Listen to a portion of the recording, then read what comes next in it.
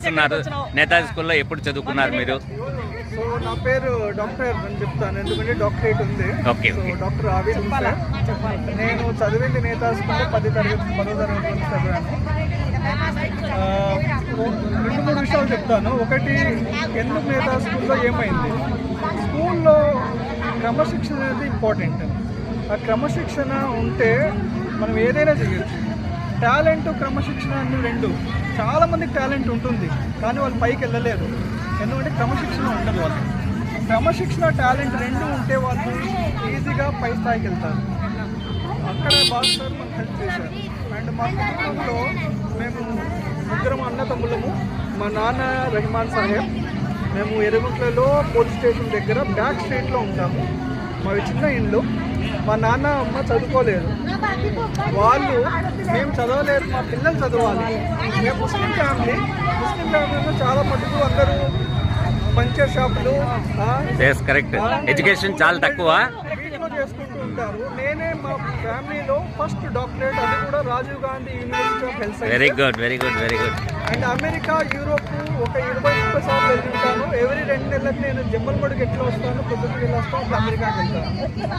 ఎందుకంటే అయినా అమెరికా వెళ్ళినా ఇన్నిసార్లు ఈ ఎర్రగుంట అనే చిన్న కడప జిల్లాలో మర్చిపోకుండా మనం చదివిన 10th క్లాస్ కోసం సార్ కోసం వచ్చాము మేము. చాలా ఫ్యామిలీ మొత్తం. మీ పేరెంట్స్ అవుతారు.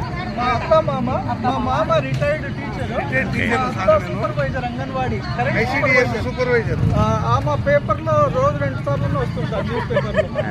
అండ్ మా వైఫ్ రెహానా, తను MCA చదివింది మనకి ఇక్కడే. అండ్ తను ఇప్పుడు BEd కూడా చేసింది.